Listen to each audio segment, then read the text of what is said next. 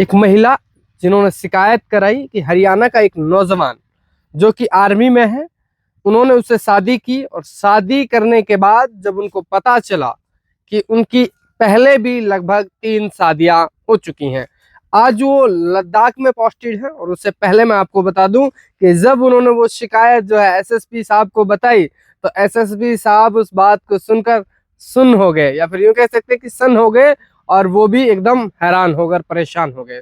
चलिए इस पूरी कहानी को मैं आपको बताता हूं, तो इसलिए आप हमारे साथ बने रहिए। तो दोस्तों, इस कहानी को पहले आगे बढ़ने से पहले मैं आप सबसे एक अपील करूंगा, एक रिक्वेस्ट करूंगा कि आप हमारे चैनल को सब्सक्राइब कर लें और वीडियो को शेयर करें, और इस वीडियो को लेकर, इस कहानी को लेकर आपका क्या राय है वो इस कमेंट बॉक्स में जरूर जाके बताएं। और उससे पहले मैं एक छोटी सी बात और आपसे कहना चाहूंगा, जिन भी साथियों का बर्थडे है या फिर आप कहाँ से हैं, तो आप कमेंट करके जरूर बताएं। नेक्स्ट वीडियो में जिस तरह आप पिछली वीडियो को देख पा रहे हैं, हम आपके कमेंट्स का जवाब भी देंगे। चलिए, मैं आपको बता रहा था कि हरियाणा का एक जवान जो कि आर्मी में है, और 2015 में उनकी जो पोस्टिंग थी वो हैदराबाद में थी। हैदराबाद में जो पोस्टिंग थी तो वो वहाँ रहा करता था, बहुत अच्छे से रह रहा था। वहाँ एक महिला से उनकी जो है मुलाकात हो जाती है। जवान जो है उनका नाम मनीष है, महिला का नाम मैं आपको काल्पनिक बताने वाला हूँ क्योंकि महिला का नाम हम उजागर नहीं कर सकते। मनीष जो नौजवान था उनका बिल्कुल वही नाम है जो कि हरियाणा का रहने वाला था। और जो महिला थी जिनसे उनकी मुलाकात हुई, ये नाम काल्पनिक है, उनका नाम दिव्या था। अब दिव्या से जब उनकी मुलाकात हुई तो फिर उसके बाद जब आर्मी का जवान, खूबसूरत, देखने में बहुत ही, आप देखते हैं कि हमारे देश के जवान जो देश की रक्षा कर रहे हैं वो देखने में बड़े स्मार्ट होते हैं, पहनावा बहुत अच्छा होता है, और जब उनके तन पे वर्दी हो और वर्दी में अगर कोई देख ले तो कोई भी घायल हो जाएगा, इसमें कोई दौरान नहीं है। तो इसी तरह हैदराबाद में एक कहानी रची गई 2015 में, जब 2015 में मनीष वहाँ जॉब करता था या वहाँ पोस्टेड था। तो उस वक्त उनकी दिव्या से मुलाकात होती है। मुलाकात के बाद पहली नज़र में एक दूसरे को दिल दे बैठते हैं, प्यार हो जाता है। फिर उसके बाद धीरे धीरे एक दूसरे से कांटेक्ट नंबर शेयर हुए, बातचीत होने लगी, बात एक दूसरे से फ़ोन पे होने लगी, फ़ोन के बाद फिर मिलना भी हुआ, दोनों प्यार भी करने लगे। तो जो चीज़ें होती हैं प्यार में, तो यानी कि एक देखने से शुरू हुई वो कहानी, और फिर वो कहानी इस तरह बढ़ी कि धीरे धीरे दोनों के दिलों में एक दूसरे के लिए जगह बन गई। और जगह बनने के साथ साथ सबसे बड़ी बात ये कि दोनों एक साथ रहने लगे। और फिर कुछ वक्त बाद जो काल्पनिक नाम मैं आपको बता रहा हूँ दिव्या, उन्होंने बताया कि उन्होंने शादी कर ली। जब वो दोनों शादी कर लेते हैं तो अचानक से वो वहाँ से, जब जो दिव्या है वो सही अपना चल रहा था, मनीष अपने जॉब में था, वो भी वहीं रहते थे, एक साथ रहने लग रहे थे, तो अचानक से मनीष जो है वो वहाँ से फरार हो जाता है, या फिर यूँ कहें कि वहाँ से गुम हो जाता है। जब वो गुम हो जाता है तो परेशान हो जाती है दिव्या, परेशान, तो फिर उसे घूम ढूंढती रहती है। तो फिर उसे पता लगता है कि 2018 में पता लगता है कि वो मैरिड हुए हैं।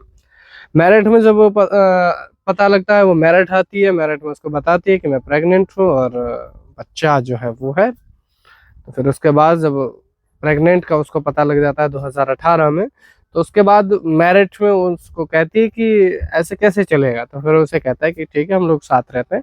तो वो दोनों जो है साथ रहने लगते हैं। धीरे धीरे उसको ये भी पता लगता है कि उसकी ऑलरेडी पहले भी 2 शादियां हो चुकी हैं, नहीं 3 शादियां हो चुकी हैं, और 2 बीवी एक ही साथ रहती हैं।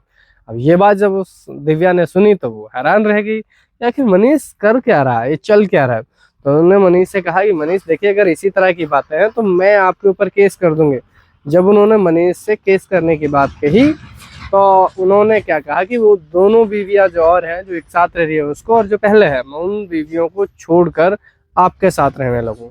इस बात पे दोनों की रजामंदी होती है। फिर वो दोबारा दोनों एक पास ही की जगह में वो रूम लेते हैं, प्राइवेट रूम लेते हैं, रूम लेकर वो दोनों रहने लगते हैं।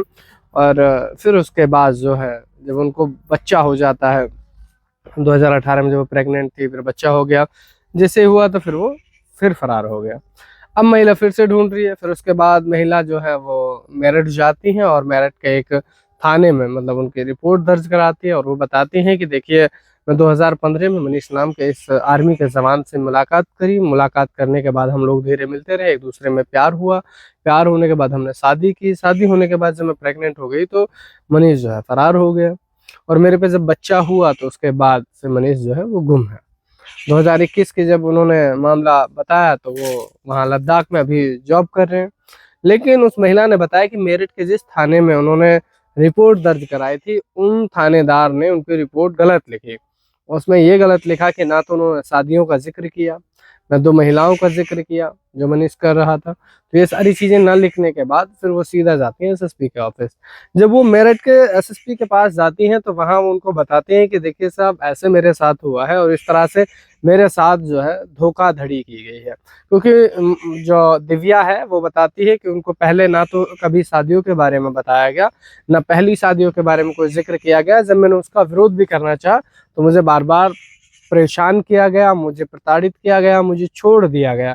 आखिर मैं लगभग 3 साल से यानी कि 2021 से अपने बेटे को लेकर अकेली रह रही हूँ, दर-दर ठोकरें खा रही हूँ और मैं न्याय की गुहार लगा रही हूँ। इसी कहानी के माध्यम से मैं भी चाहूँगा कि शासन प्रशासन तक कि दिव्या नाम की जिस महिला को काल्पनिक नाम हमने रखा है, उसको न्याय मिलना चाहिए। जैसे कि मनीष जो कि देश के आर्मी में है और हम चाहते हैं कि देश के जवान अगर इस तरह करेंगे तो बहुत बेहद गलत होगा और इस महिला के साथ जो किया गया है वो बेहद गलत है। जब आपकी पहले शादियां हो चुकी थी तो आपको खुलासा कर देना चाहिए था, बता के करना चाहिए था। अगर आपने शादी कर ही ली तो फिर आपको जो जैसे 2 महिलाएं ऑलरेडी आपकी पहले रह रही थी एक साथ, तो तीसरी को भी उसी साथ रख लेना चाहिए था। फिर आपने चौथी शादी भी की, तो 4-4 शादियां अगर आपने की हैं तो क्या सोच समझ के किया है? तो मैं उनसे पूछना चाहता हूँ, बाकी जो मेरे व्यूअर्स हैं, जो हमारी फैमिली है, उनकी क्या राय है इन शादियों को लेकर, इस जवान को लेकर? ये हरियाणा का रहने वाला, कुरुक्षेत्र का रहने वाला है मनीष और अभी लद्दाख में उनका पोस्टेड है। तो महिला जो है वो बेहद परेशान है, वो अपने बच्चे को लेकर परेशान है। लड़का हुआ, लड़के को जन्म दिया, लेकिन आज वो दुखी है। तो वो बार-बार इंसाफ, न्याय मांग रही है और हम उम्मीद करते हैं कि शासन प्रशासन से उनको न्याय मिलेगा। और जिस तरह जो मनीष ने किया बेहद गलत है, क्योंकि ये तो न्यायालय ही तय करेगा, लेकिन फिर भी जहाँ एक नैतिक नज़रिया देखा जाए तो उसके हिसाब से भी बेहद गलत है। इस तरह से करना बहुत ज़्यादा गलत है।